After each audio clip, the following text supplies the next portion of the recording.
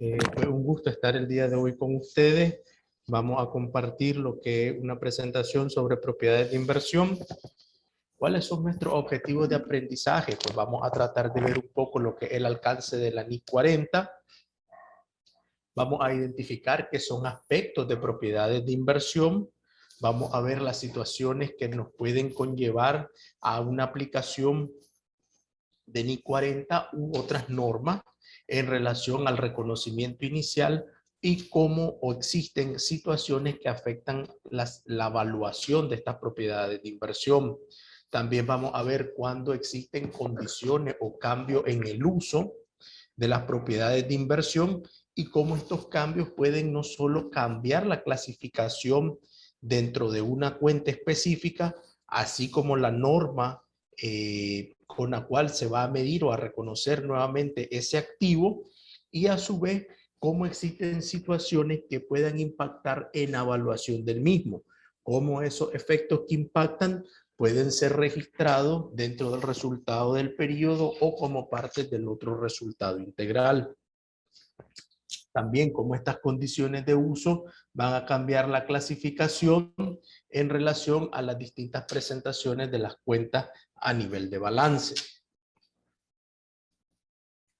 Dentro de esto tenemos que tener una claridad de lo que es el marco conceptual, principalmente porque este marco conceptual lo que busca es tener prudencia en la forma en que se registran, a cómo los acuerdos legales pueden tener un impacto al momento de valorar el registro o el tratamiento contable que se le va a dar a una transacción, cómo depende mucho la calidad de las revelaciones que nosotros tengamos que hacer dentro del cuerpo de nota al estado financiero en dependencia de los usuarios o las necesidades de los usuarios sobre la información financiera, así como aspectos que pueden relacionarse a leyes particulares de cada jurisdicción o país en el que nos encontremos. Cuando hablamos de esto, también debemos de considerar aspectos tratados por la norma, como es el tema del concepto de valor razonable. ¿Qué pasa con estos conceptos? Bueno, pues tenemos aspectos cuando tenemos que hacer juicio en condiciones de incertidumbre. ¿Cómo vamos a medir un activo? ¿Cómo lo vamos a reconocer?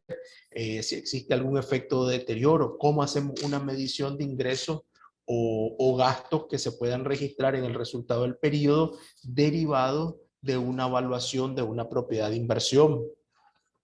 Estar atentos cuando existen nuevas normas o modificaciones que puedan requerir un cambio en la medición o en el tratamiento contable sobre propiedades de inversión o activos de propiedades de inversión previamente reconocidos. Las condiciones de los contratos, cuando un contrato de arriendo impacta o no en el reconocimiento o la clasificación de una propiedad de inversión. Es muy importante también los aspectos de incertidumbre en las mediciones. Vamos a ver cómo un poco la norma se tiene relación con aspectos como NIF 13 y la jerarquía del valor razonable. Entonces, vamos a ver cuándo estamos hablando de aspectos de mercado activo, cuando estamos hablando de aspectos subjetivos que requieren un nivel de valoración de nivel 3, o cuando puedan existir aspectos donde tengamos peritos que nos permitan calificar en un nivel 2 la valoración de una propiedad de inversión. Y esto nos va a llevar a un aspecto muy importante que son las características cualitativas fundamentales de la información financiera, como son la relevancia y la presentación. ¿Por qué esto es muy importante? Porque sobre estas revelaciones, sobre esta forma de presentación de estas transacciones, es que el usuario puede tener mayores elementos de juicio para formarse una conclusión o para tomar una decisión en base a la información financiera. Entonces, esto nos lleva a la pregunta, ¿qué es una propiedad de inversión?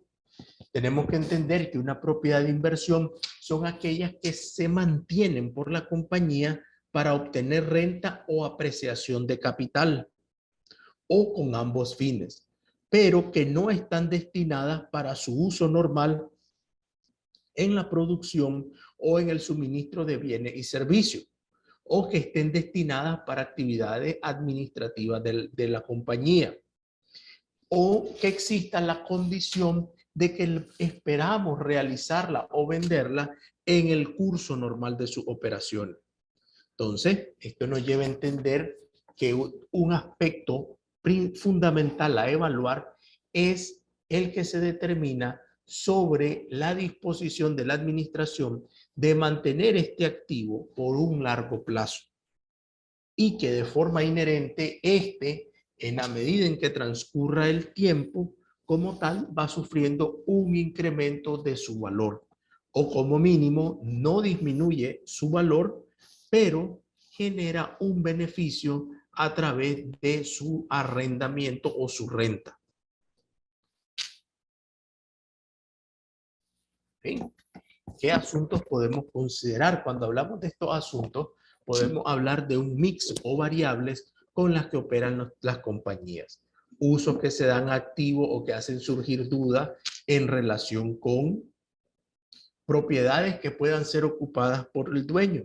¿Qué pasa con esas propiedades que puedan ser ocupadas por un dueño? ¿Hasta qué parte puede ser ocupada por el dueño y qué parte puede estar dada en arriendo? ¿Incide esa situación en reconocer o no una propiedad o un activo como propiedad de inversión? ¿Cuál es la disposición? ¿Cuál es en esencia la estructura de negocio que tiene la compañía? ¿Cuál es la expectativa de uso que tiene de este activo en los próximos 12 meses? ¿Hay una expectativa de que voy a entrar en un proceso de venta? No voy a vender, voy a mantener este activo.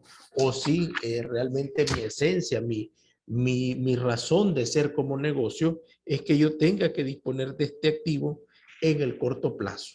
Entonces, es una situación que me llevaría a ver la estructura, por ejemplo, dentro de una compañía inmobiliaria que tiene, que tiene un desarrollo habitacional y que su expectativa es disponer o vender las casas en el transcurso de un año o de forma inmediata en relación a la finalización de cada obra. Entidades que proporcionan servicios complementarios. Ahora hemos visto cómo los conceptos de negocio han ido evolucionando y cada vez nos van llevando a distintas situaciones donde la generación de ingresos está determinada en proporcionar valor agregado y ese valor agregado está intrínsecamente relacionado con otros servicios complementarios a la actividad que podamos tener. Entonces, esto nos lleva también a tener esas valoraciones o esas consideraciones cuando vamos a clasificar lo que es una propiedad de inversión. Cuando hablamos de esto, hablamos de qué tan significativo o qué tan importante es la cantidad de uso o de ocupación que yo estoy teniendo dentro de un determinado bien o activo que esté clasificado como propiedad de inversión, que tanto aprovechamiento, que tanto estoy explotando ese activo dentro de mi actividad o cuando se transforma en una actividad principal o secundaria.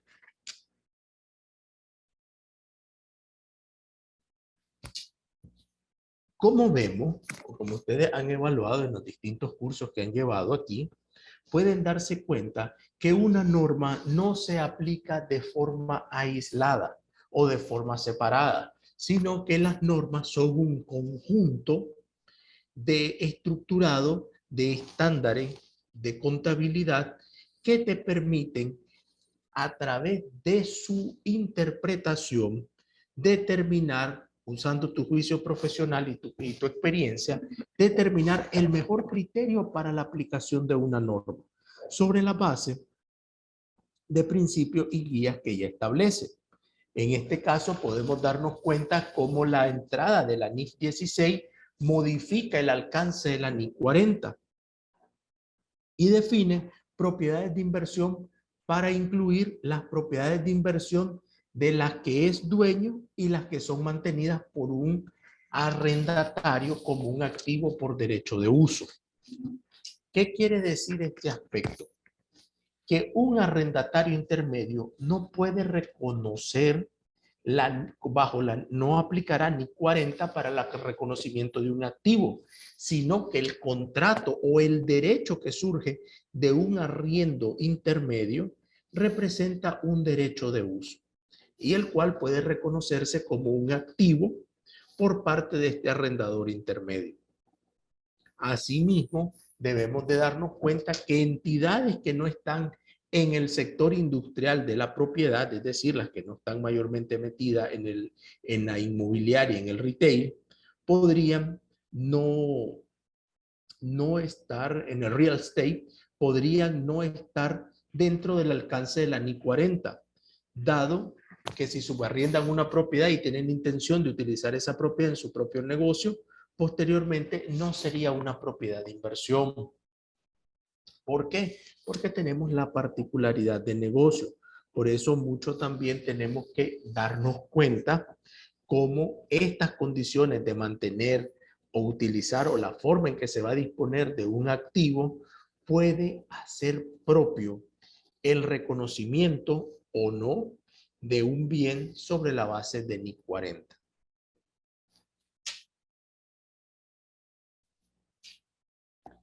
¿Qué otras características? Entonces, cuando hablamos de características, ya hemos visto que tenemos que tener, hablamos de la disposición del bien, hablamos de qué es la expectativa de uso que voy a tener de este bien, pero también existen características, hablamos de la naturaleza del negocio, vimos que mayormente es un tipo de actividad en el sector inmobiliario. Esto nos lleva a que la norma defina o establezca ciertas características para determinar si se obtienen renta o apreciaciones de capital o ambas en una propiedad. Entonces, ¿qué características deberían de tener? Te dice seguir la generación de flujos de efectivo de forma independiente. Entonces, una particularidad que debe tener esto es en gran medida que estos activos son poseídos por la entidad y de su uso específico se genera un tipo de flujo. Por ejemplo, cuando se tiene un terreno, hay una apreciación en la medida en que transcurre el tiempo, los terrenos de forma inherente por la evolución del mercado, porque donde compramos el terreno que inicialmente era en la parte fuera del país, de la ciudad, no tenía muchas vías de acceso y de repente se empiezan a desarrollar vías de acceso, se empiezan a desarrollar proyectos inmobiliarios alrededor de donde se tiene esta propiedad. Estos elementos empiezan a agregar valor y como consecuencia empiezan a tener un beneficio para la entidad, en cuyo caso estos deberían de ser reconocidos o tener una base de medición, dado que la naturaleza es que no venda este activo en el corto plazo. Cuando tenés propiedades completamente terminadas y disponibles en arriendo, cuyo uso está determinado por el canon o la explotación de alquileres que hace si tuviese un edificio de oficina, un edificio corporativo donde arrendé oficina, un edificio donde brindé exclusivamente servicios de arriendo de departamento. Podría ser una situación, o donde tenés complejos como las zonas francas, que tenés grandes naves industriales que están destinadas a un alquiler. Inmuebles que están siendo construidos o mejorados para su uso futuro como una propiedad de inversión. En este caso, estos elementos que generan un flujo independiente por la simple tenencia del activo, se consideran que están dentro del alcance de NIC 40. ¿Qué pasa cuando el flujo de efectivo está relacionado con otro activo?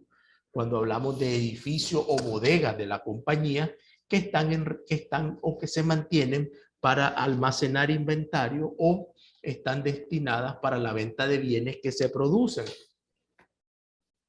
¿Qué pasa con esto? Se vuelve esa propiedad un elemento que genera valor por su simple tenencia, o es una necesidad relacionada a la operación de la compañía que me permite generar una actividad. En este caso, estos activos, por su naturaleza, una bodega, no genera un flujo independiente. Es una necesidad que me impone mi negocio por su naturaleza, que yo debo disponer de un lugar de almacenaje para poder generar una transacción comercial que es la venta de algún tipo de bien.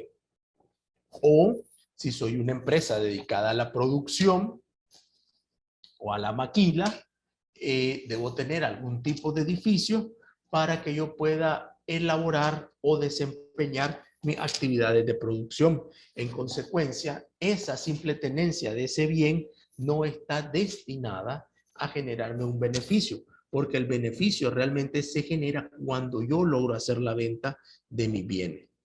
Entonces, este caso serían condiciones donde no hay un flujo independiente y como consecuencia NIC 40 no le es aplicable.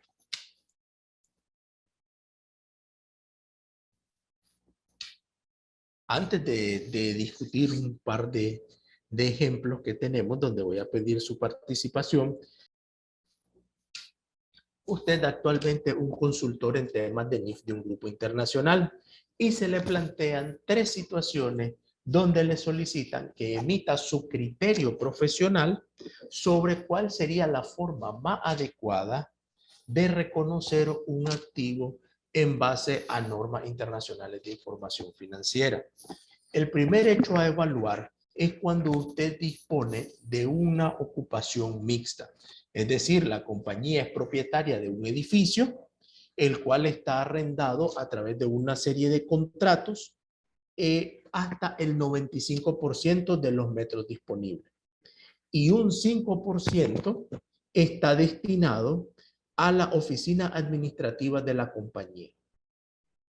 ¿Cómo consideran ustedes que debería de registrarse ese tipo de edificio?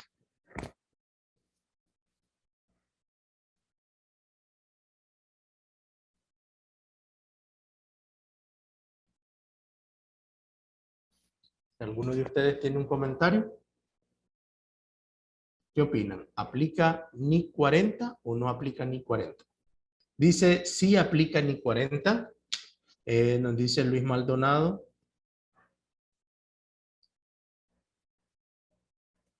En este caso vemos que aplica NIC 40. Muy bien, Luis. Y se basa en que el 5% en estas condiciones podría ser considerado insignificante en relación al uso completo del activo. Entonces, este bien como tal va registrado bajo NIC 40.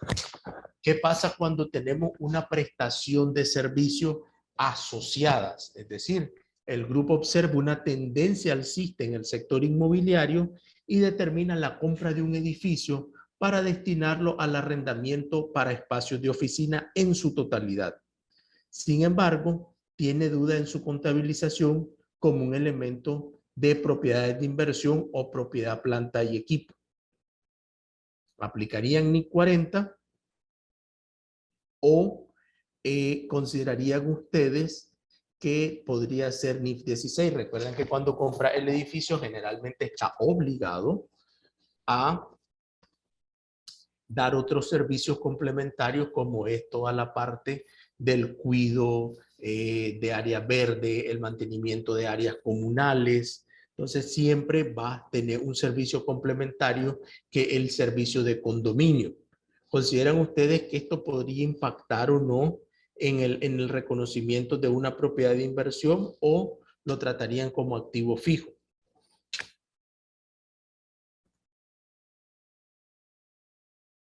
Dice Sandra, creería que no aplica ni 40.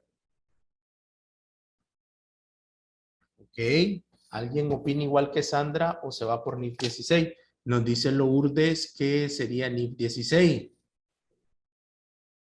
Miremos. Esta sería NIF 40. Porque recuerden que una de las características cuando hablamos de servicios complementarios y la significatividad. Si bien es cierto, yo tengo otros servicios complementarios, como es el servicio de condominio, que tengo que dar a todos los que me arriendan en este edificio, realmente, si ustedes se fijan, la cuota por metro puede ser 10, 15, 20 dólares, dependiendo de la ubicación del edificio, pero los servicios de condominio siempre tienden a ser una tasa significativamente menor, equivalente entre un 5, un 10 o hasta un 15% sobre la tasa por metro. Entonces, esto significaría que mi principal línea de flujo independiente está destinado por el arrendamiento y que los otros servicios son una actividad complementaria, pero que no cambian ni la naturaleza, ni la disposición y control del bien. En consecuencia, este edificio que está destinado a su arriendo es una propiedad de inversión, porque su principal flujo de efectivo está determinado por el canon por metro cuadrado. Ahora, miremos qué pasa con este escenario 3. El grupo observa una tendencia alcista en el sector inmobiliario y determina la compra de un hotel. Sin embargo, tiene la duda en su contabilización como un elemento de la propiedad de inversión o como una propiedad, planta y equipo. ¿Cómo considerarían ustedes que podría registrarse? ¿Aplicamos NIF 16? ¿Aplicamos NIF 40 en el reconocimiento de esta compra del hotel que tiene el grupo?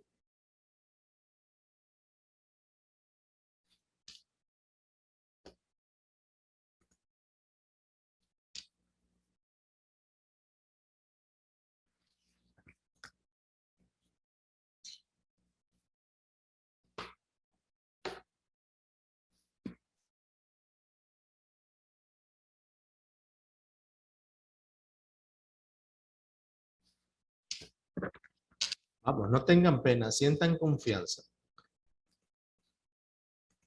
En este caso, cuando hablamos del hotel, debería de ser NIC 16. ¿Por qué? Porque es la cara opuesta al arriendo de oficina.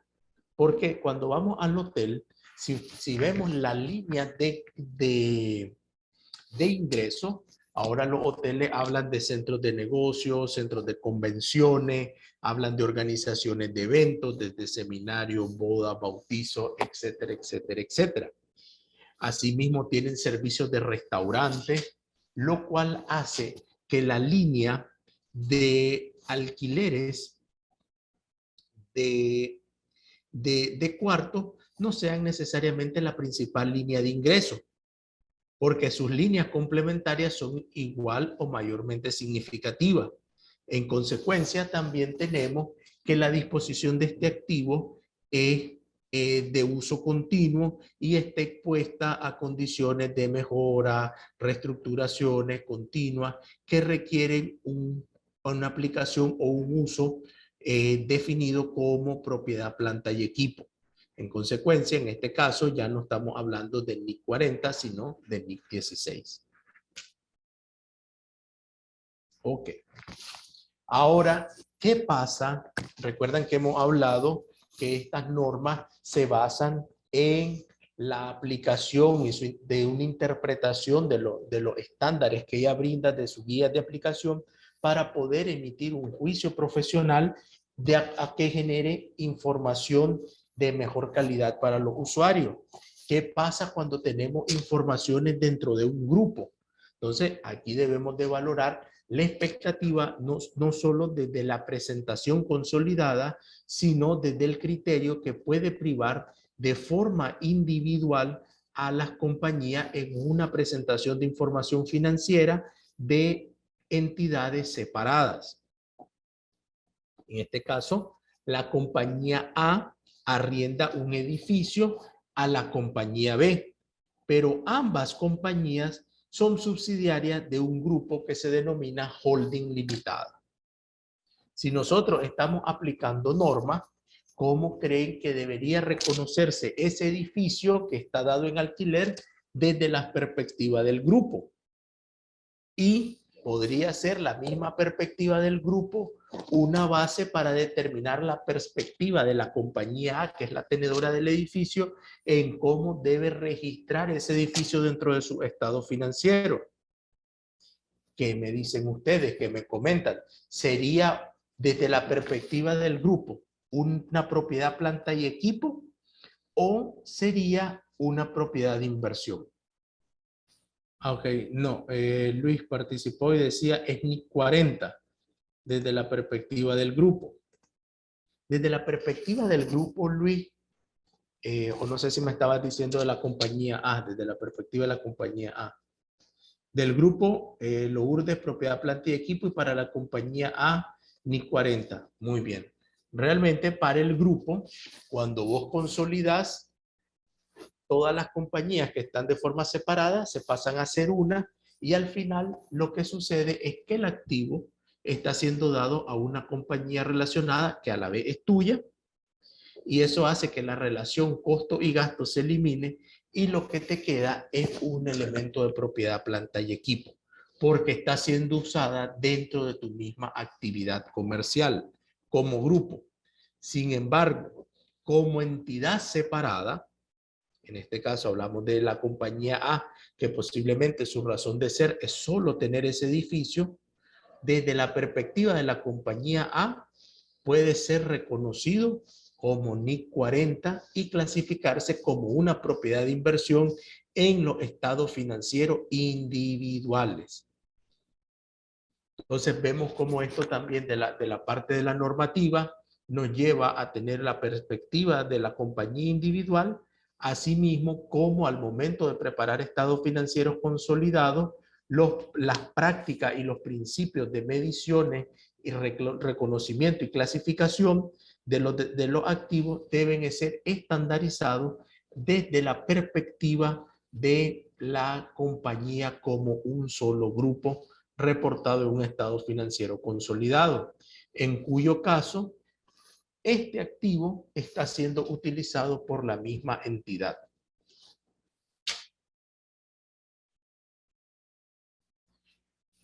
Cuando hablamos de aspectos de reconocimiento, se busca que en este caso los beneficios estén relacionados o asociados a este activo, que vayan a fluir, que se genere hacia la compañía, como lo diría la NIF 15, que también las obligaciones de desempeño asociadas, la relación de propiedad, de control del activo estén determinados hacia la compañía, y que los costos de la propiedad puedan ser medidos de forma fiable. Y esto es muy importante, principalmente cuando hablamos de sectores inmobiliarios muy desarrollados, porque debemos de estar atentos a no caer dentro de aspectos de reconocimiento que conlleven a generar burbujas o en economías de burbuja inmobiliaria que incrementan significativamente los valores de los bienes y luego tienen un declive significativo.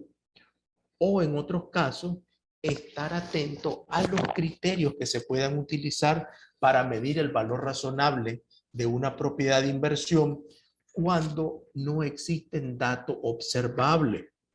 ¿Cómo puede ser esto? No tengo un mercado activo donde yo pueda comparar cómo sería el precio de una propiedad en X punto de la ciudad.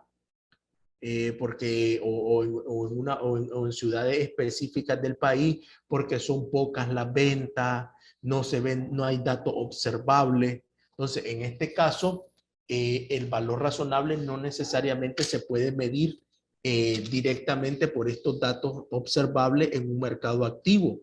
Debo de establecer cómo puedo medirlo de forma fiable a través de la jerarquía de valores razonables y métodos de medición que nos dice la NIF 13. En este caso podría ser un nivel 2, que es cuando uso estudios de peritos evaluadores que me establecen criterios, hacen análisis específicos con los que me pueden sugerir el valor aproximado, el valor razonable de una propiedad bajo ciertas características que ella reúne. En el caso que no pueda tener acceso a este tipo de mediciones, pues podría considerar el método de flujo descontado sobre una base de criterios que establece la NIF 13 bajo una jerarquía de valor razonable de nivel 3. Entonces, esto porque es importante cuando somos preparadores, porque posiblemente estar midiendo continuamente con un perito el valor razonable de un activo, puede representar un costo oneroso o puede acarrear costos significativos. Entonces debería de tener la capacidad de determinar si lo voy a reconocer al costo o si voy a también utilizar algún otro método, como el método de flujos descontados, para poder determinar el valor razonable de un activo. Entonces, estos son aspectos que yo debo tener como preparador de información financiera, claramente razonados y analizados, que me permiten de forma fiable preparar una información más adecuada para los usuarios o terceros. También es importante determinar los elementos del costo que pueden formar parte de una propiedad de inversión. ¿Cuáles pueden ser estos costos? Los costos de adquisición, los costos por honorarios legales, impuestos por traspasos de propiedades que lógicamente no me voy a poder acreditar, y otros costos que puedan ser asociados a la transacción o que me permitan adquirir el bien para mantenerlo o darle uso como una propiedad de inversión. ¿Qué es lo que no se puede reconocer? Costos de mano de obra, costos de consumibles, costos menores empleados en las reparaciones o conservaciones de estos bienes. Esos no formarían parte de su costo. Asimismo, si es una propiedad de inversión que se compró a través de un crédito, quiere decir que esta propiedad de inversión que compré a través de un préstamo a X cantidad de años, el costo que yo debo reconocer debe ser el valor de su precio de compra, y todos los costos relacionados a intereses van a ser debidamente registrados como gasto financiero del periodo y nunca van a ser un costo que se pueda capitalizar a la propiedad adquirida.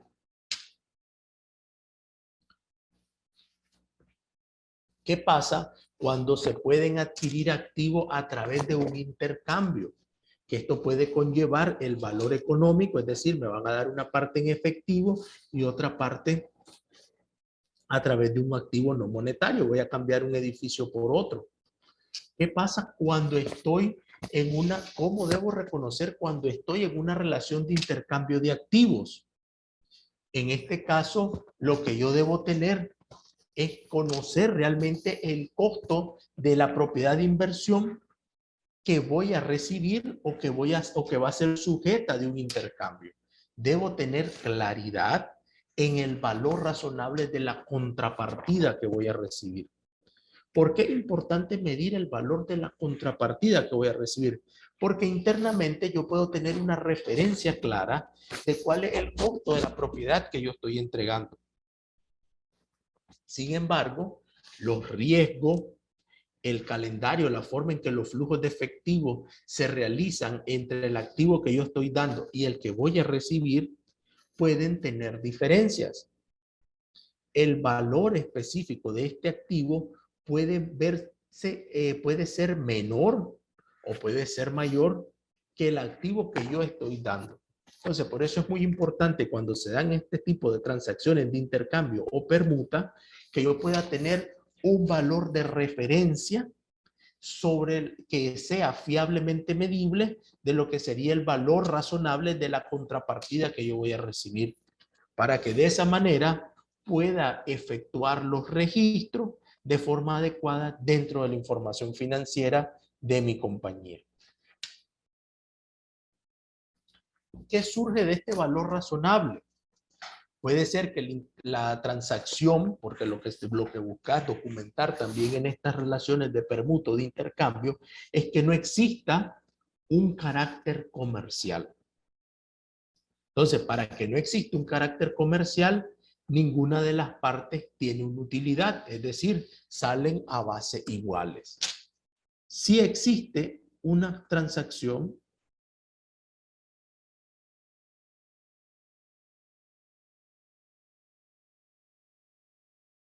no necesariamente, Leonor, el estudio de prefactibilidad podría ser un costo capitalizable, porque más bien sería un costo de operación. Estás midiendo si va a invertir, pues ¿qué va a pasar con este estudio de prefactibilidad antes de seguir para contestar la pregunta? Si yo hago un estudio de prefactibilidad y digo, ¿dónde me conviene más a mí poner un edificio de oficinas? En las afueras de Ecuador, buscando la carretera de Quito, buscando la carretera al aeropuerto, o en la parte o muy cerca del parque Bicentenario, creo que tiene un parque famoso. Entonces, esto va a depender o buscar una propiedad de inversión cerca del sector financiero. Entonces, esto va a depender claramente de que puede ser que yo quiera tener un edificio para oficina de alto nivel ejecutiva y haga el estudio de prefactibilidad cerca de la carretera al aeropuerto. Entonces uno dice, no, realmente esta no es una área para este tipo. Yo debería estar mucho más cerca de donde esté el centro financiero. Entonces, ese costo al final lo que me dice es dónde yo voy a tener un mayor tráfico de clientes potenciales, pero no necesariamente prima o priva la necesidad que tengo de determinar el valor para comprar una propiedad de inversión. Entonces, este sería más un gasto operativo y no necesariamente representaría un costo capitalizable. Ok. En el caso de un intercambio o una permuta, vemos que el valor razonable debe poderse medir con fiabilidad. Y esto significa que hay que ver, esto porque es importante, es porque tratamos de demostrar de que no hay un carácter comercial en la transacción. Porque si yo percibo una utilidad, es decir, doy un activo mucho más barato del que yo estoy recibiendo, estoy percibiendo una ganancia. Y entonces, en algunas situaciones, estos aspectos tienen algún tipo de carga fiscal. Por eso es que incluso también dentro de estas situaciones vemos cómo las leyes fiscales hablan sobre la dación de activos de forma gratuita o sobre las consideraciones que se deben soportar los intercambios de activos. En algunas leyes fiscales pueden haber implicaciones y pueden determinar procedimientos específicos que tengan un impacto y que también deban de ser considerados al momento de reconocer una propiedad de inversión. Cuando el valor razonable se puede medir de forma fiable, se utiliza como el valor del activo entregado para medir al costo. ¿Esto qué quiere decir? A menos que exista evidencia de que el valor recibido si el valor recibido no es igual, es mayor, entonces hay un efecto que debe ser reconocido, ya sea como un gasto o como un ingreso. Ok. Ahora miremos un poquito de valores o un ejercicio donde nos habla cómo podríamos medir los costos que inicialmente podrían ser reconocidos dentro de una propiedad de inversión. Con fecha del 1 de enero del 2019, la compañía inmobiliaria S.A. adquiere un edificio por $2 millones. Los costos legales incurridos para formalizar la compra del bien fueron determinados como un 5% del valor de la propiedad. Los impuestos por transmisión e inscripción del bien a nombre de la compañía fueron de $150,000. El costo de ciertas remodelaciones y ampliación del área de garaje fue de $175,000, los cuales incluyeron impuestos de compras recuperables por $25,000. La inspección de ingeniería municipal identificó ciertas debilidades estructurales en el área de garaje, por lo cual se invirtieron $75,000, que son adicionales a lo que ya se había invertido, para que el edificio pueda ser utilizado de la forma prevista por la compañía inmobiliaria S.A. Este es el primer edificio de la compañía, quien inició operaciones en mayo del 2018 y ha acumulado costos de operación de $125,000. Supondremos que los valores incurridos inicialmente para la inversión son similares a los valores razonables. La pregunta es, ¿cuál es el costo del edificio en el momento de su reconocimiento inicial? Yo debería reconocer este activo por un valor de 2.600.000, por un valor de 2.400.000 o por un valor de 2.650.000. ¿Qué me dicen ustedes? ¿Qué valor reconocerían ustedes como propiedad de inversión? ¿A, B o C? Ok, nos dice Isabel, yo reconocería 2.650.000, el valor C. ¿Alguien piensa igual o difiere del valor reconocido por Isabel?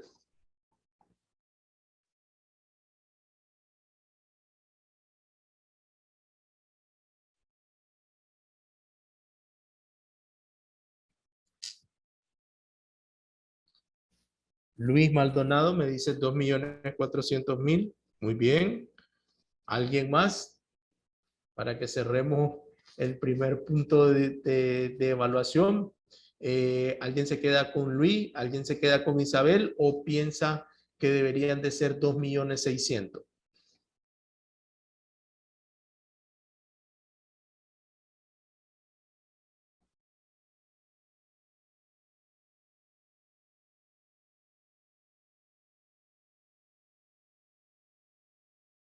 $2.400.000 nos dice Lourdes.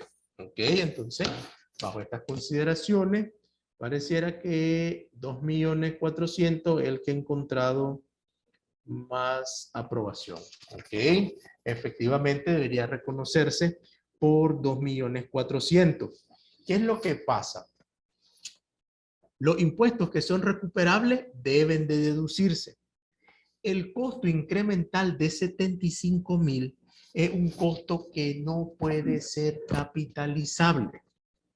¿Por qué? Porque hablamos de un costo en exceso. Yo planifiqué que la remodelación costaba 175 y ese era el valor razonable de lo que yo iba a invertir para remodelar el edificio. Sin embargo, surge que llega una inspección municipal y determina que tengo debilidades estructurales y requiere que sean corregidas. En consecuencia, tengo que invertir 75.000 más adicionales para mejorar todas esas debilidades estructurales que encontró la inspección municipal. Esos 75.000 lo que reflejan es un costo adicional oneroso o un exceso en el costo. ¿Y por qué? Porque no me di bien, no hicieron bien la supervisión del proyecto, se dieron errores y eso me originó que algo que razonablemente debía costar 175.000 a mí haya costado al final 250.000. ¿Qué me dice la norma?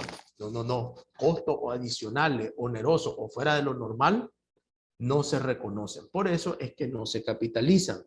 Y los costos preoperativos entre mayo hasta la fecha en que compré el edificio y lo puse a andar como propiedad de inversión, no son costos que sean capitalizables, porque no están asociados al activo, a su adquisición, ni a su generación de beneficio.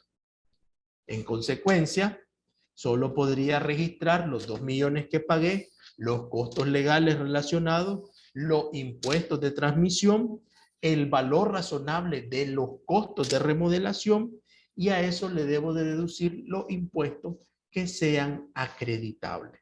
En consecuencia, el valor razonable de este edificio en base a su reconocimiento inicial serían los 2.400.000.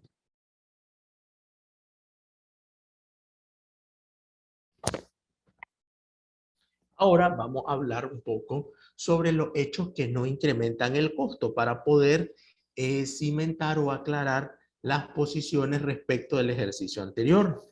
Dice, los costos de puesta en marcha, a menos que sean necesarios para poner la propiedad en la condición necesaria para que pueda operar de la manera prevista de la administración. ¿Esto qué quiere decir? Calificarían los 175.000 de la remodelación. ¿Cuáles no calificarían? Las cantidades anormales de desperdicio que están escritas en el inciso C, mano de obra u otros recursos incurridos en la construcción o en el desarrollo de la propiedad. ¿Quiénes serían? Los 75.000 adicionales que tuve que invertir para corregir fallas o deficiencias que identificaron en la obra de remodelación. Y ya por definición dice que las pérdidas de operación incurridas antes de que la propiedad de inversión logre el nivel planeado de ocupación no forman parte del costo.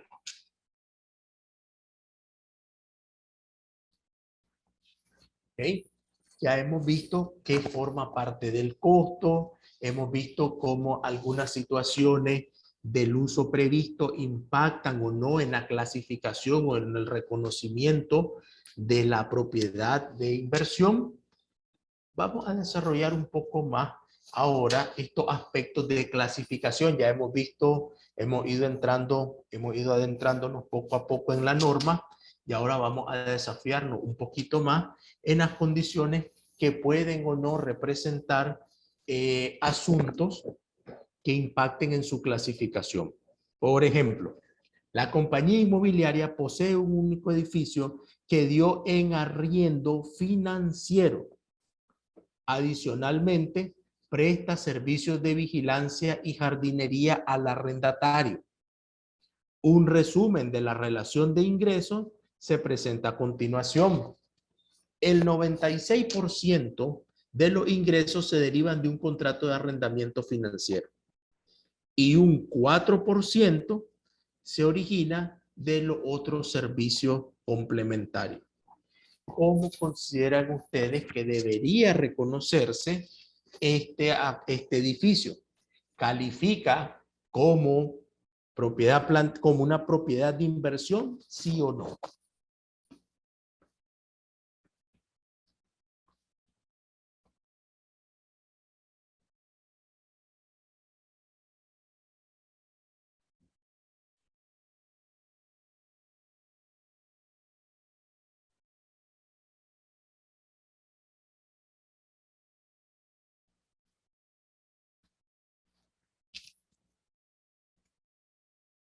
Ok, nos dice Luis sí, nos dice Roberto sí, nos dice Isabel sí, también Sandra y Lourdes. Ok, miremos.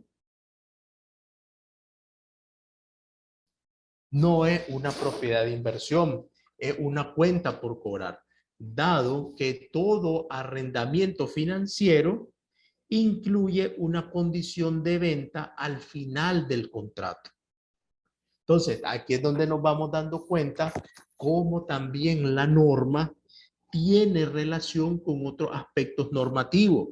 Si posiblemente este fuese un contrato de arrendamiento operativo, o sea, que no, o un contrato de arriendo que no lleva, antes lo clasificaban operativo, ahora financiero, pero la particularidad ahora que la NIF es que lo deja como arrendamiento, es si lleva implícita o no una condición de compra. Si el arrendamiento, que todavía en términos legales se ocupa como arrendamiento financiero, aquel que lleva una condición implícita de venta, si esa condición implícita de venta está ahí y existe esa cláusula, no puede clasificarse como propiedad de inversión, porque lo que nos demuestra es que ya es una venta a plazos, ya hay una disposición clara donde yo como compañía me estoy desprendiendo del activo y en cuyo caso lo que llegará es que al término de este contrato el activo es de la otra compañía, es de la persona que suscribió el contrato conmigo y como consecuencia no va el beneficio futuro o el incremento de valor inherente que tiene la propiedad de inversión ya no va a ser un derecho mío, sino de su comprador. Por esa razón no califica como propiedad de inversión.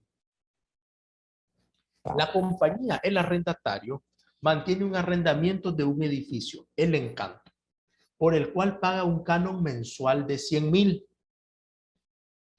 y fue dado, ¿okay? La compañía del arrendatario agarró ese y fue dado al arrendatario SA, a la compañía tercera SA, en arriendo por un valor mensual de 200,000. ¿Consideran esto una propiedad de inversión? ¿Sí o no?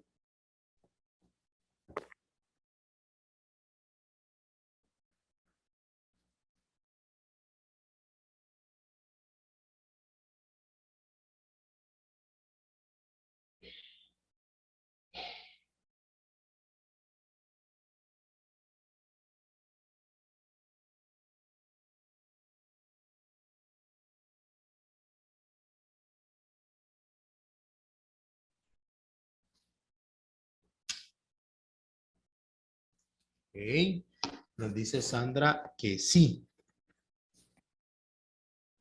Perfecto. Es un activo por derecho de uso, de acuerdo, y se reconoce, sí calificaría como una propiedad de inversión, pero debe reconocerse como un activo por derecho de uso de acuerdo a la NIF 16 y se cuantificará de acuerdo a la NIF 16 de arrendamiento. Esto fue una modificación o un efecto que tuvo sobre la aplicación de NIF 40 con la entrada en vigencia de NIF 16. Y es lo que se conoce que el propietario del edificio como tal tiene NIF 40. Pero este arrendatario intermedio, que al final se vuelve un intermediario entre el tenedor, entre el propietario del edificio y el usuario final, genera por esa intermediación un beneficio económico que debe cuantificarse como un activo, pero bajo el alcance de la NIF 16, como un derecho por uso de activo. Muy bien, Luis. También Luis Maldonado ahí ponía que sí. Ahora dice, la compañía SA posee un único edificio compuesto por 10 pisos. 9 pisos están dados en arrendamiento y el otro piso se ubica en la oficina administrativa. ¿Consideran que es una propiedad de inversión o un activo fijo?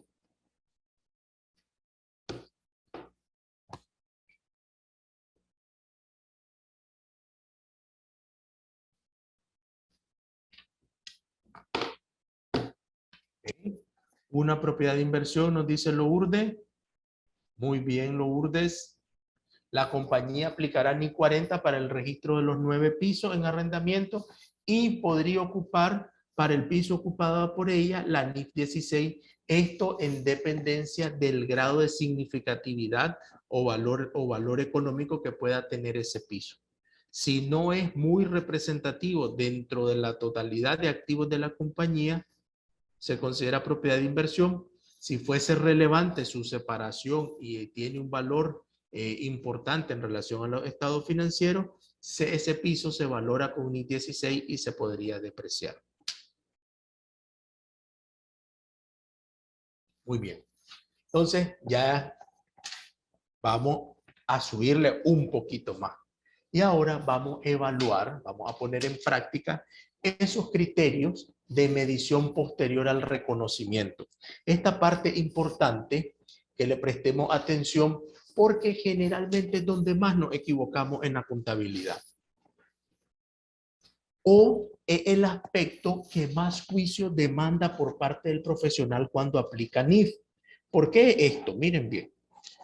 La norma te dice que en el momento del reconocimiento inicial, es decir, la primera vez que yo tengo el activo, el precio que yo pago por ese activo tiende a ser el valor razonable.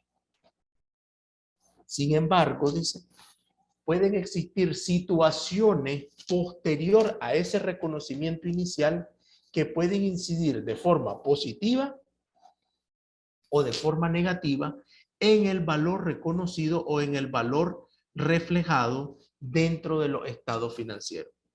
Una consulta. ¿Quién determina que es representativo el valor del piso que está ocupado por la empresa? Ok. En este caso, Gilma, eso lo determina la administración. Recuerdan que hay una interpretación, NIF 2, que es una guía de ayuda sobre los juicios de materialidad que están de las NIF. Eso nos dice que la administración puede hacer juicios de materialidad para considerar qué valor es o no representativo en la presentación de su estado financiero. Y este juicio de valoración lo puede hacer usted como gerente financiero, en conjunto con su equipo de contabilidad, para determinar si el valor es o no representativo y si podría ser la separación de ese valor de edificio presentado por separado de la propiedad de inversión relevante para un usuario de estado financiero. Si la administración en base a esas consideraciones considera que es relevante, lo presenta separado. Si el monto no se considera relevante y no se considera que incidiría en una toma de decisión por parte de un tercero, se puede dejar como propiedades de inversión. considerando que no es significativamente material. ¿Ok? Ahora, con estos aspectos de medición posterior, lo que se trata de hacer es que estemos atentos a hechos o circunstancias que impactan a la orden Gina, que impactan en el reconocimiento inicial para saber si un activo puede subir de valor o debe bajar de valor, y ese efecto cómo podría ser reconocido en los estados financieros. Esto es importantísimo porque realmente es la razón, una de las razones de ser de la norma, es el seguimiento posterior a la adopción. Y aquí es donde mayormente se encuentran errores por parte de los auditores. ¿Por qué? Porque ahí es donde identificamos que la compañía no ha tenido un proceso de seguimiento continuo en la aplicación de normativa. Asimismo, pueden darse circunstancias donde querramos hacer un cambio en la política contable, querramos pasar del costo al valor razonable. Entonces, en este caso, un cambio voluntario en política contable se debe considerar cuando ésta proporciona información fiable y es más relevante sobre los efectos de las transacciones o eventos o condiciones en la preparación de los estados financieros, su rendimiento y flujo de efectivo. Es decir, para yo poder cambiar una política contable, también debo considerar que ese cambio brinda mejor información financiera para la toma de decisiones de los usuarios. Lo común es que yo pase de reconocer un activo al costo a su valor razonable, pero rara vez yo me voy a regresar de valores razonables al costo. Muy pocas veces eso es usual y muy pocas veces eso representa una condición de mejor interpretación de información financiera. Entonces, siempre la preferencia normativa es que los activos estén a valores razonables. ¿Qué limitaciones tiene el valor razonable? Ya sabemos que el valor razonable es el precio que yo recibiría por vender un activo o que estaría dispuesto a transferir en una transacción ordenada donde tengo información suficiente para la toma de decisiones.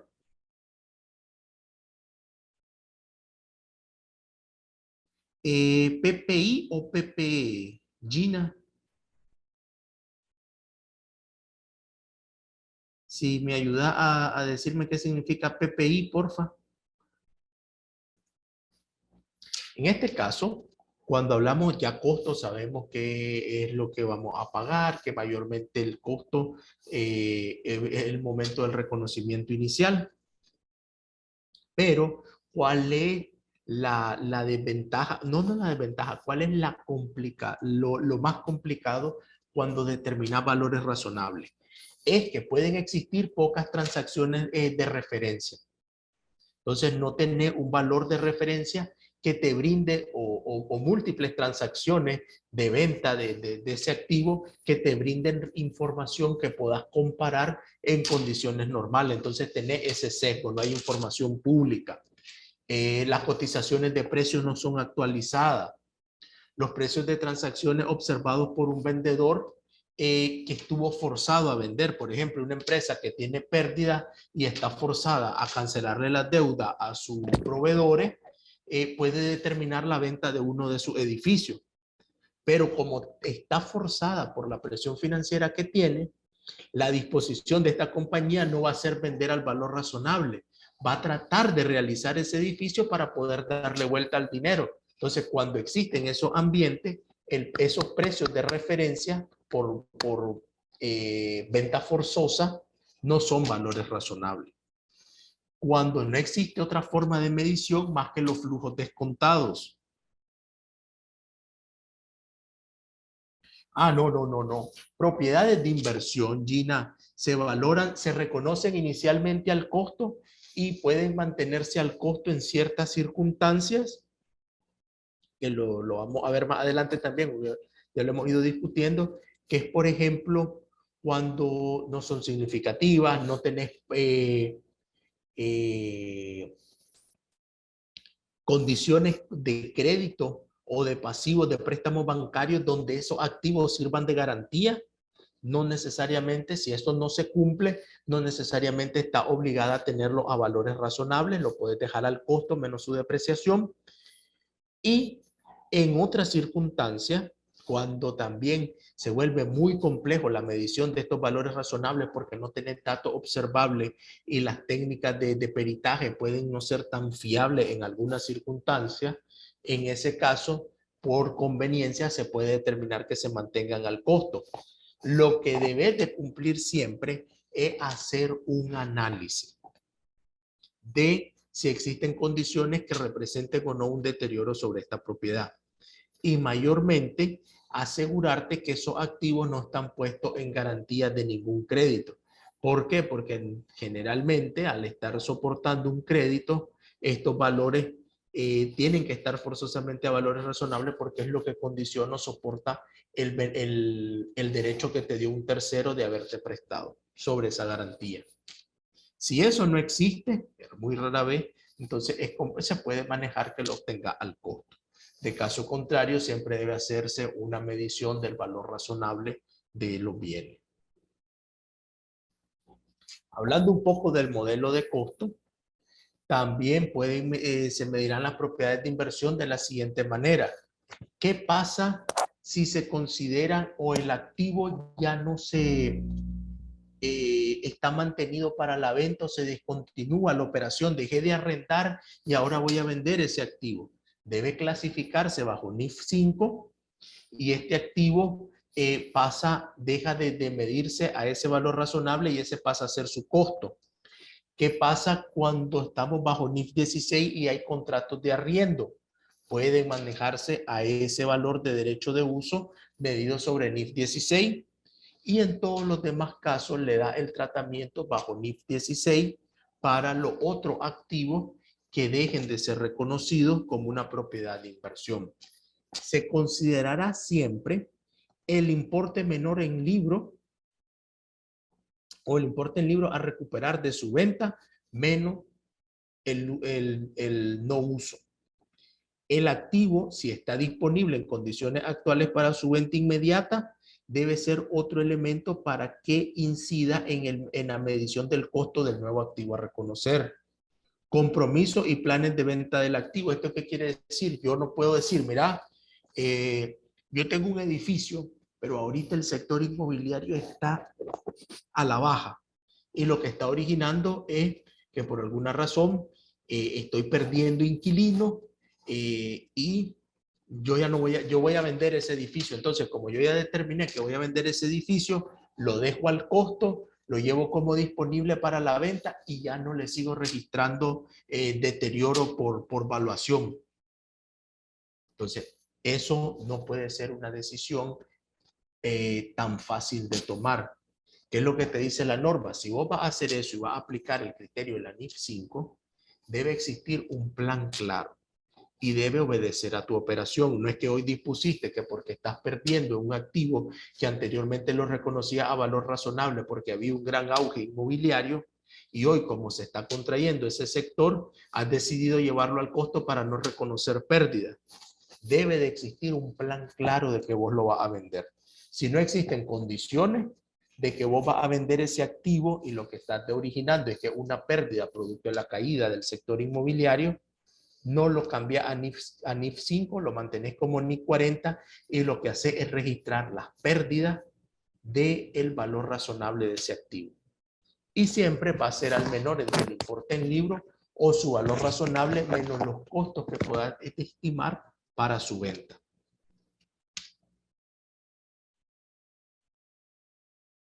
¿Qué pasa con aquellas propiedades de inversión en construcción?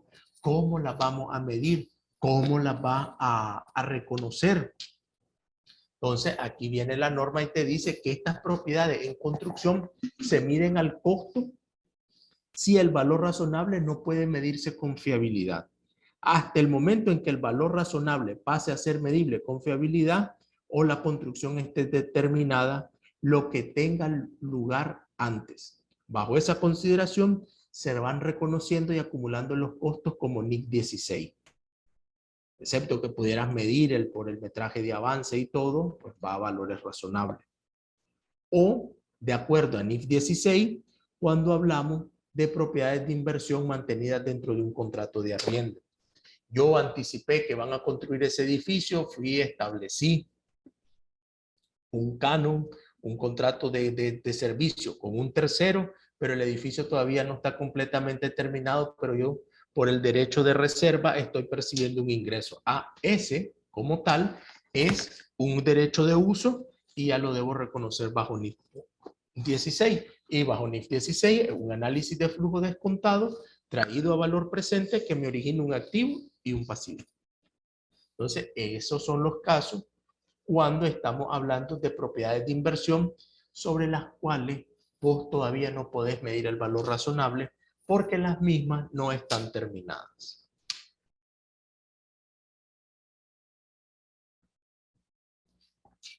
Ahora, ¿qué pasa con la separación de elementos por componentes? Muchas veces se origina una confusión entre lo que es la vida útil por separaciones de componentes de una propiedad de inversión y la que hacemos tradicionalmente cuando hablamos de activo fijo. ¿Qué pasa o qué nos dice la norma? Mirá, dice, vamos a mirarlo con este ejemplo. Recientemente usted fue ascendido a director del departamento financiero y entre sus funciones es responsable de evaluar y determinar la correcta aplicación de las NIF. El grupo inmobiliario registra una propiedad de inversión al valor razonable. El grupo adquiere un edificio y está aplicando la separación de los distintos activos para separarlo y depreciar aquellos elementos que corresponden a propiedad, planta y equipo. Ejemplo, los ascensores. En este caso, si vos lo reconociste bajo NIF 40, todo el cúmulo de activos como tal está relacionado a darle un valor razonable. Y ese valor razonable incluye todo lo que está dentro de ese edificio. Por ende, no podría hacer una descomponentización y depreciación separada de los activos. Lo que se hace en este caso, por ejemplo, vamos a sustituir, se dañaron los ascensores y vamos a poner otros ascensores. Lo que se puede hacer normalmente es que el nuevo valor de los ascensores que vos estás poniendo se le capitalizan al valor de la propiedad de inversión y luego se mide el valor razonable de esa propiedad de inversión. De forma que la diferencia que existe es el valor de baja que vos le vas a dar por la sustitución de ascensores. O también la otra forma es la comparación o sustitución en ciertas condiciones de donde consideras que el valor razonable del bien que estás retirando corresponde al valor razonable del bien que estás capitalizando, que es el famoso costo de sustitución. Si eso puede medirse de forma fiable, lo haces de esa manera. La práctica común es que capitalizás y luego medir el valor razonable para reconocer el efecto en el resultado. Pero una vez que, lo importante de esto es que una vez que un activo está reconocido a su valor revaluado, no podés hacer descomponentización porque no es una propiedad, planta y equipo, sino que todos los elementos son los que le dan o le atribuyen ese valor razonable a la propiedad de inversión. Entonces, para que separen bien entre NIF 16 y lo que es NIF 40 al momento de hablar de valores razonables.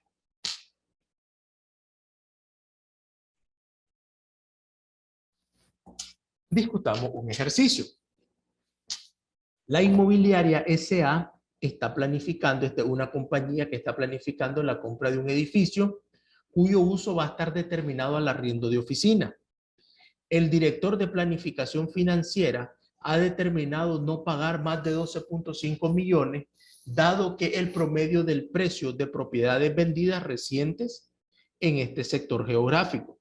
Se considera que estos valores observables son observables sin esfuerzo desproporcionado, es decir, ahí se compra y se vende edificios constantemente, hay valores comparables, vos podés determinar qué es lo que las últimas ventas que se han dado, identificás todos los tipos de propiedades. Entonces, como esto existe y es fácil de ver estos valores, el director financiero determina que él no va a pagar más de 12.5 por cualquiera de estos edificios que él determine comprar. ¿Consideran ustedes que el criterio que él esté evaluando, partiendo de 9 ventas observables, que de la menor fue 10.250.000 y la mayor fue 15.143.000, consideran que él, al estar en la media de 4.5, tiene un buen criterio profesional para determinar cuánto estaría dispuesto a pagar por una propiedad de inversión? ¿O identifican algún sesgo en la posición o en el criterio que él está utilizando?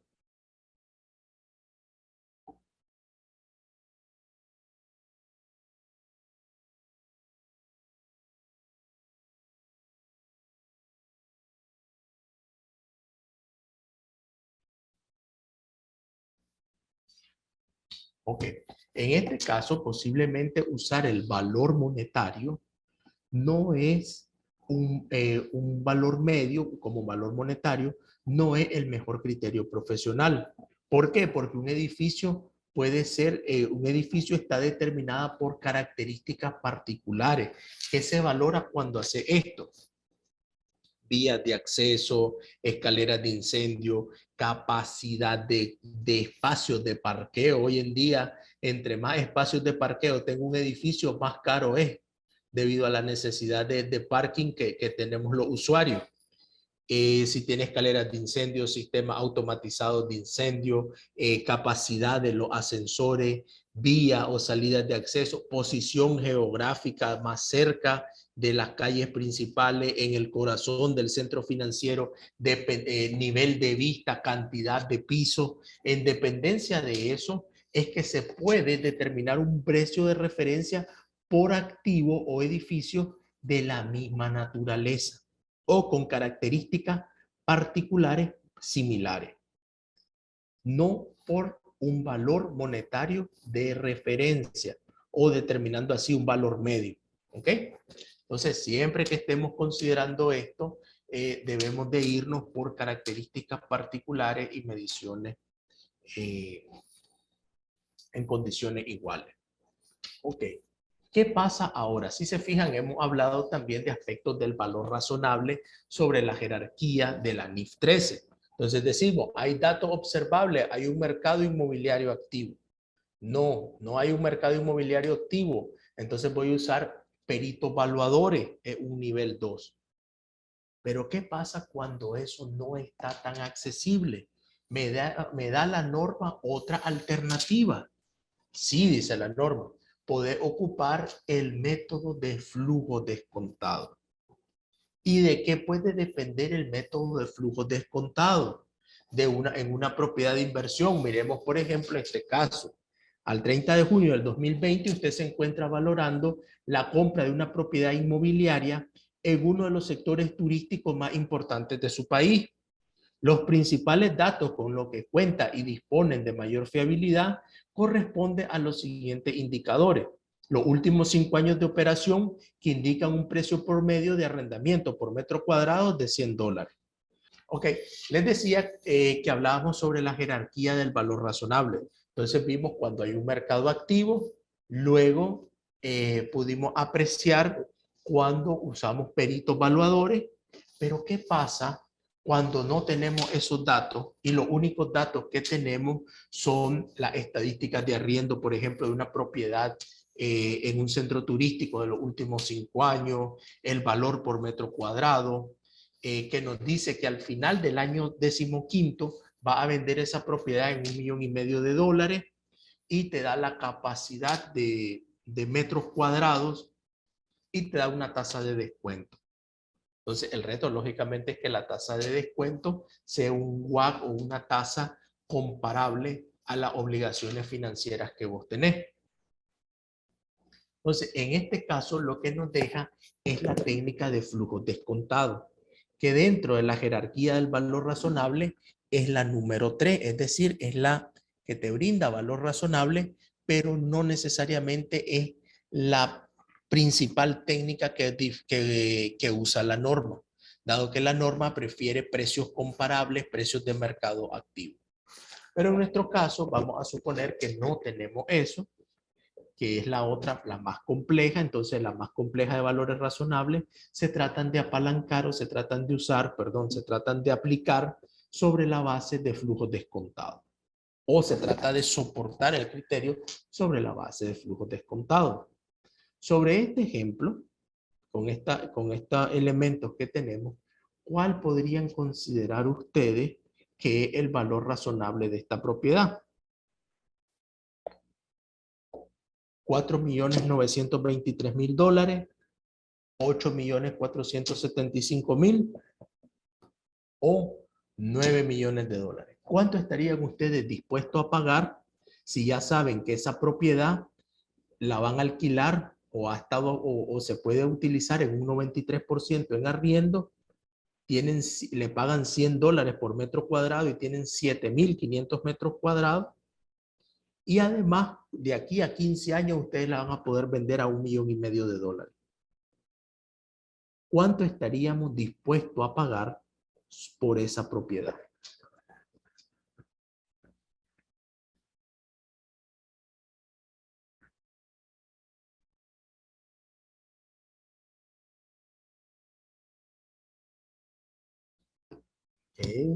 En este caso, se hace lo que es una tabla de flujos descontados proyectada a la cantidad de años. Vamos a suponer que esta ya tenía 5 años de uso.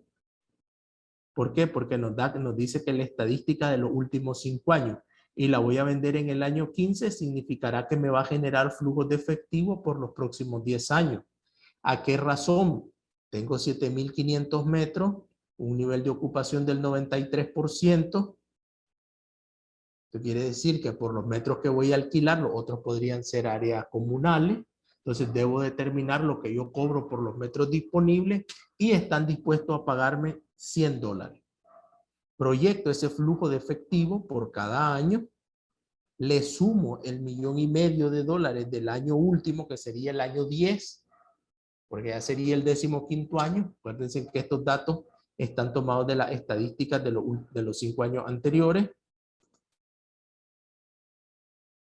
A. Hey, muy bien, Lourdes. La respuesta sería A. Tener aquí los flujos de efectivo.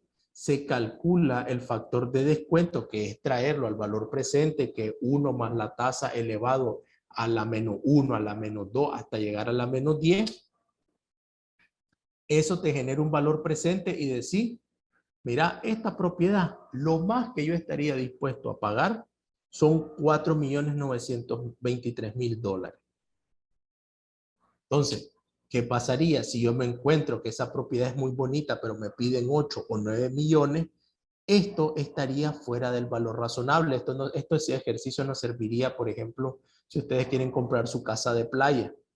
Aquí más o menos podés medir cuánto te costaría tu casa de vacaciones en el mar, que te generaría. ¿Qué pasa en estas condiciones? Sí, recuerdan que hablábamos de los elementos que pueden impactar en el juicio o en las mediciones del valor razonable. ¿Cuándo ocurre esto? Ocurre en el año 2020, en junio. ¿Tendría un impacto esto? Claro, porque estas estadísticas son antes de la pandemia. Si nosotros miráramos las noticias y supongamos que nos dicen, mira, los precios están rebajados. Por ejemplo, en España pasaba algo impresionante, que se perdían 27 millones de turistas y eso representaba 28.400 millones de euros en pérdidas que no ingresaron a la economía producto de que nadie fue en verano a España. Ustedes saben que España tiene una cantidad de áreas turísticas en los balnearios impresionantísimas. Entonces, suponiendo que todas estas estadísticas pudieran estar presentes, uno dice, mira, cuando yo voy a hacerlo, no solo me va a interesar la información, calcular con información de los últimos 5 años, que me podría dar un margen de referencia, sino que también debo considerar las variables presentes que impactan en la fecha de medición o en la fecha de preparación de los estados financieros. Supongamos que vamos a tener estas caídas. ¿Eso dónde está? Para los auditores. Esto también toma ejemplo en lo que es la NIA 540 cuando hablamos de las evaluaciones del método de hipótesis o datos que puedan tener indicadores con sesgo. Esto es cuando hablamos de las mediciones contables. Entonces vemos también si sos auditor que debes de estar atento a esos aspectos para dar un adecuado cumplimiento a la normativa de auditoría internacional. Entonces, ¿qué nos tocaría hacer a esto a nosotros? Vamos a suponer si hay baja entre un 7 y un 15%, la caída de los arrendamientos entre un 8 al 25%, originará que las mediciones previas de los últimos 5 años tengan que ser sensibilizadas a las condiciones de la realidad del momento en el cual yo estoy preparando los estados financieros. Viéndolo de esta manera, vamos a suponer que yo tenía un índice de ocupación del 93%, pero me dicen que hay una caída del 15%, significa que yo no debería trabajar con expectativa más alta del 93%. Yo debería tener una expectativa de un 79%. Si los precios están caídos porque hay mucha oferta, me hablaban de que el precio inicial eran 100 por metro cuadrado, ahora hay una caída del 25, significa que mi arrendatario va a estar dispuesto a pagar un precio máximo de $75. Entonces, haciendo el ejercicio, perdón, sí, haciendo esta parte del ejercicio, hago nuevamente la remedición, proyecto estos flujos y los descuentos y me doy cuenta que el valor debería de ser 3.979.000. ¿Qué significa esto? Que el valor razonable respecto de la estadística de los últimos 5 años está 24% por encima de la expectativa actual.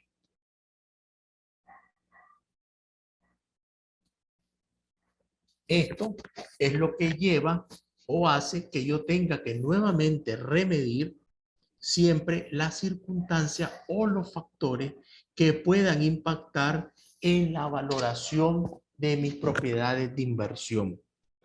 Imagínense ustedes que estén evaluando, por ejemplo, o que estén midiendo los valores razonables y ustedes sean el jefe o el analista de riesgo o sean el financiero de un banco y que estén ejecutando préstamos en un ambiente de burbuja inmobiliaria. Claro que deben estarse midiendo esos aspectos que puedan o no impactar en la valoración de una propiedad de inversión o en los valores de los terrenos, no solo edificios, también terrenos. Deben de medirse claramente porque pueden afectar o no la valoración de las propiedades en la fecha específica de cada estado financiero. Entonces, cuando se midan cuando se hagan estas consideraciones, por eso es que continuamente, si lo ven en la práctica, los bancos que tienen garantías sobre propiedades inmobiliarias anualmente le están pidiendo revalúo a las compañías sobre los bienes que están garantizando la deuda. Es para ir midiendo o no si existen impactos que puedan representar alguna caída o deterioro del valor de estos bienes. ¿Okay? Ahora analicemos cómo vamos con el tiempo. Déjenme ver. Vamos. Ahora vamos a evaluar unos aspectos. Dice que tenemos al 30 de mayo del 2020, la compañía internacional de vuelo era arrendatario de 2 aviones bajo la modalidad operativa, es decir, no tiene derecho ni obligación de compra. La compañía internacional de vuelos privados entregó en subarriendo esos aviones a la compañía Vuela Contento y Barato por 10 años a cambio de una cuota que incluye un 35% sobre el valor que paga en el contrato original. ¿Cuál es su consideración a la fecha y qué recomendación tiene para el registro de la partida contable de esta compañía? ¿Nos vamos con NIF 40 o prefieren NIF 16?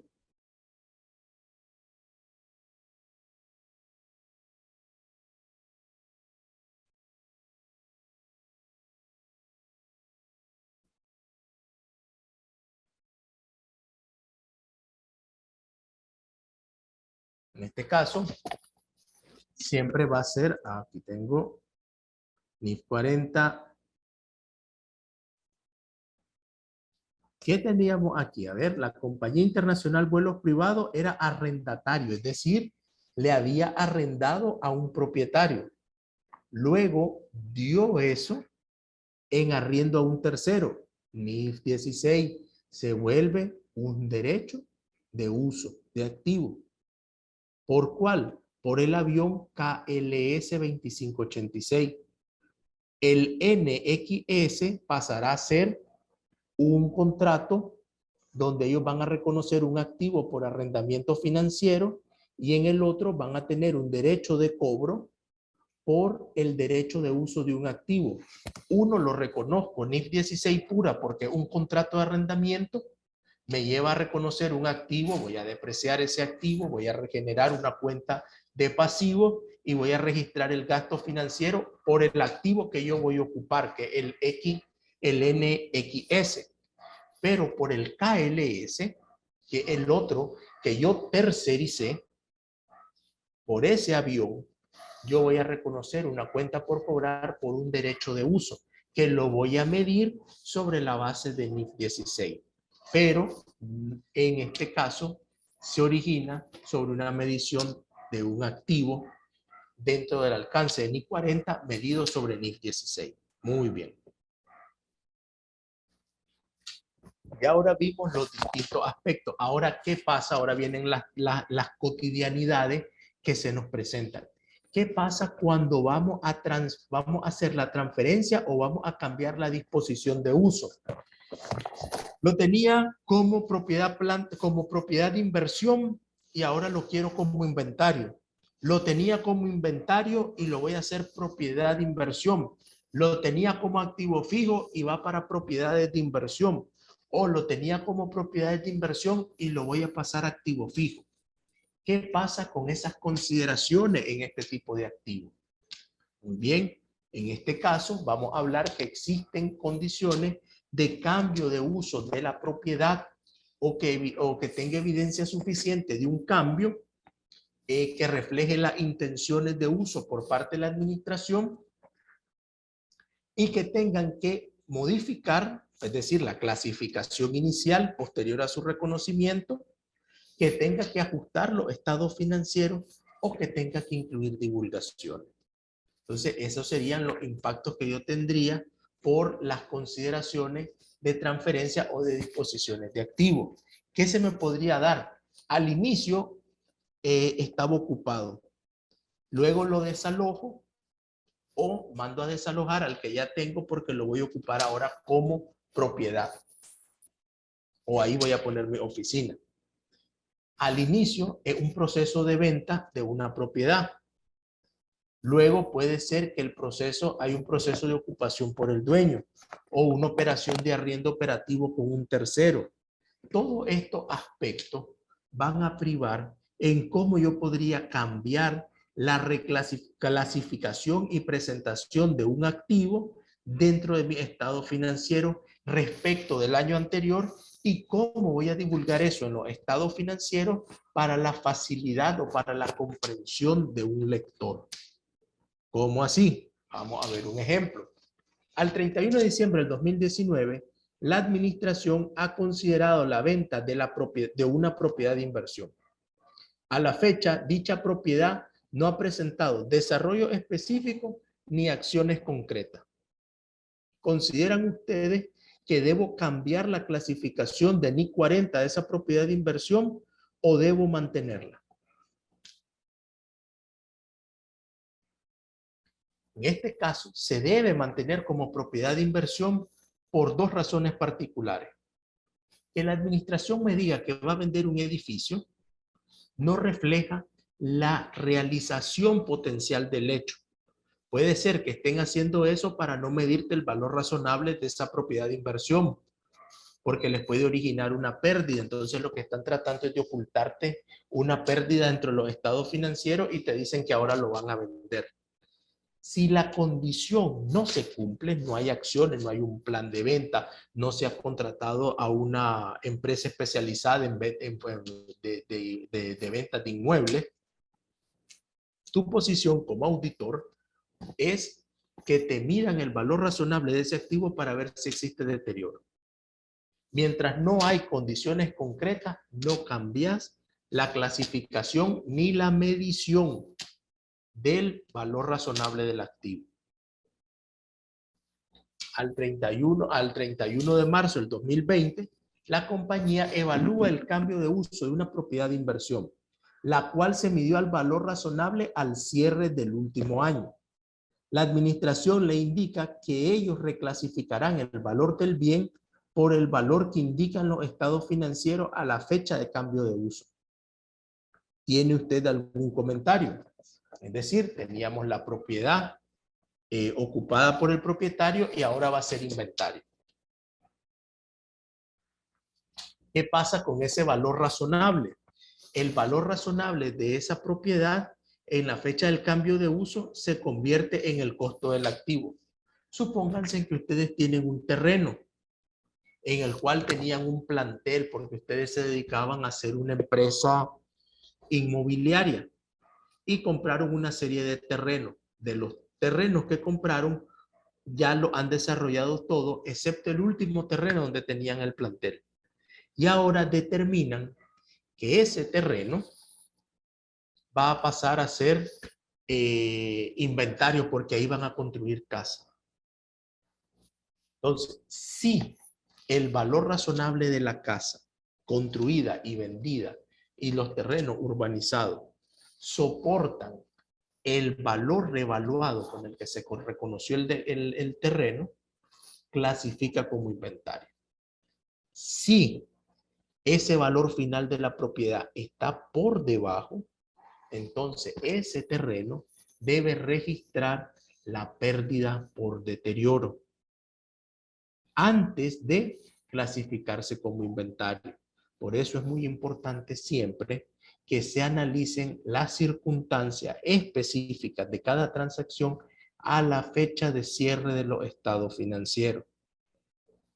¿Cómo se revertiría esto? Posiblemente cuando yo registre el activo fijo, ese activo o esa propiedad tuvo una contraprestación o de superávit de revaluación. Entonces primero revierto el superávit y después reclasifico a inventario.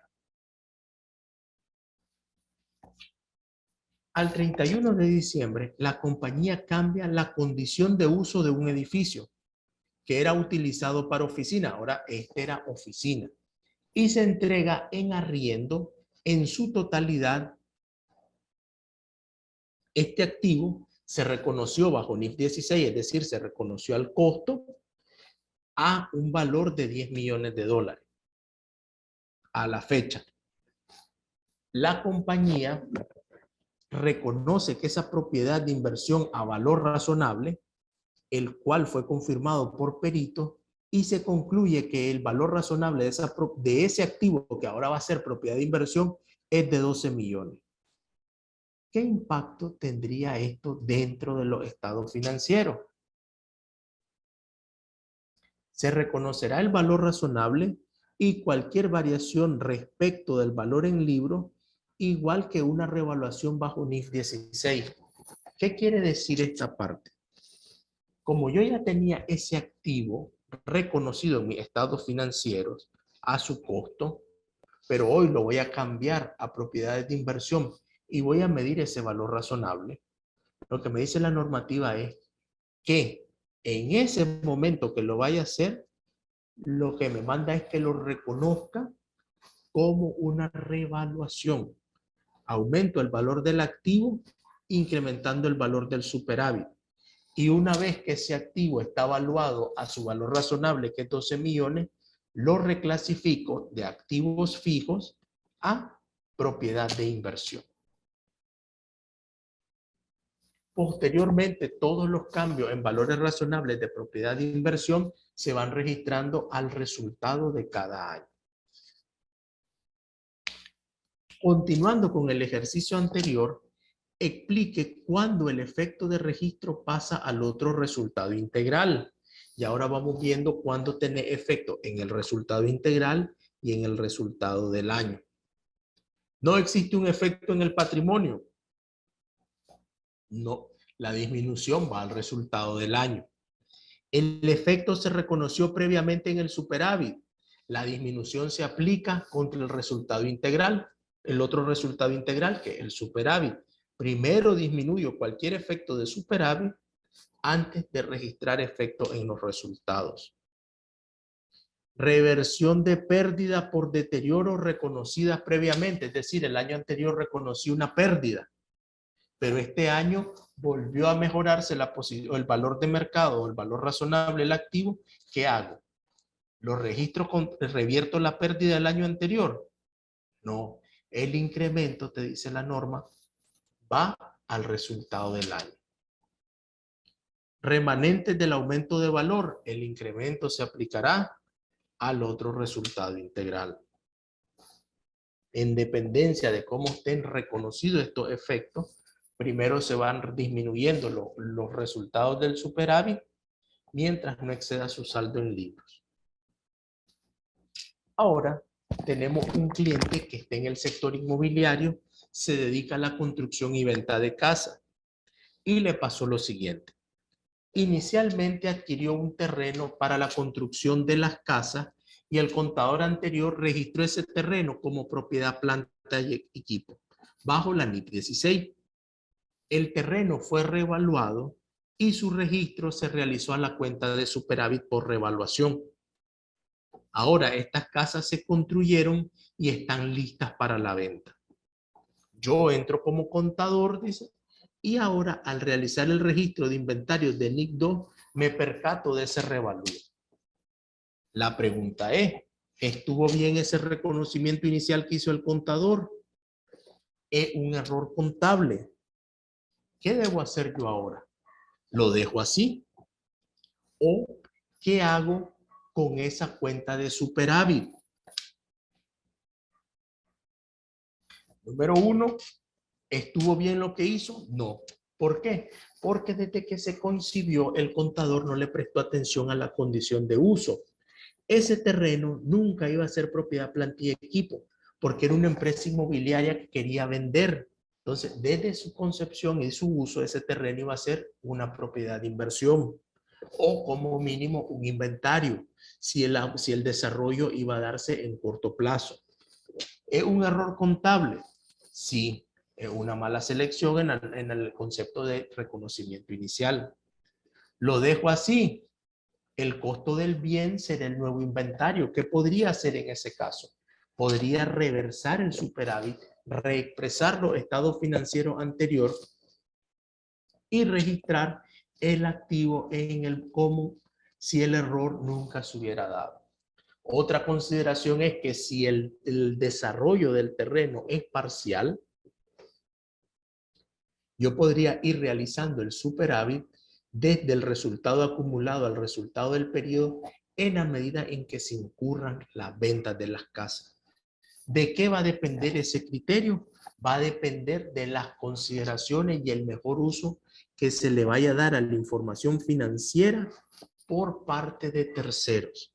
Entonces aquí se va a valorar los aspectos de cómo podrían reexpresarse la información financiera del año anterior que permitan la comparabilidad y clarificar el concepto de valor razonable en el reconocimiento inicial del terreno. Disposiciones. Esto es cuando ya he determinado que ahora voy a vender una propiedad de inversión. ¿Cómo se van a dar de baja? ¿En qué momento se dan como retiro? ¿Son retiros para su venta o una disposición por un contrato de arrendamiento financiero? Si es una baja, la ganancia y pérdida por baja de una propiedad de inversión se determina como la diferencia entre el ingreso neto de la transacción y el importe en libro. Si el activo vale 100 y yo lo vendo en 90, perdí 10 y va al resultado. Si el activo vale 100 y lo vendí en 110, gané 10 y el efecto va al resultado. ¿Qué pasa cuando hay compensaciones a terceros por propiedades de inversión que hayan tenido un deterioro o se hayan perdido o por abandono? El efecto se reconoce en el resultado del periodo cuando dichas compensaciones sean exigibles. Es decir, si yo voy a resarcir por una venta y una cláusula de un resarcimiento por un deterioro posterior, yo lo voy a reconocer hasta que ese deterioro se incurra y si cumple con las condiciones del contrato. Muy bien. Creo que aceleré un poquito al final, pero traté de tomarme una pauta porque vi que era un tema que tal vez no lo aplican mucho en la práctica.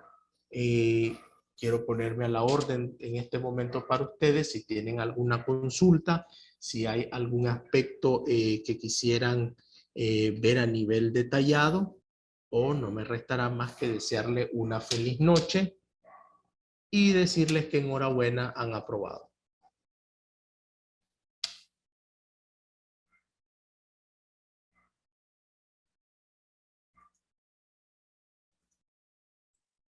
En el caso de las Entiendo. pymes, la medición igual en propiedades de inversión es igual.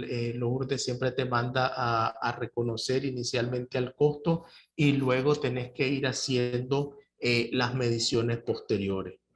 El criterio particular para que lo mantenga al costo es lo que te decía, que ninguna de esas propiedades de inversión estén asociadas a garantías de préstamo. Si alguna de esas propiedades de inversión está asociada a una garantía de préstamo, siempre tenés que estar haciendo mediciones de valor razonable de acuerdo a las 3 jerarquías que te permiten la NIF 13.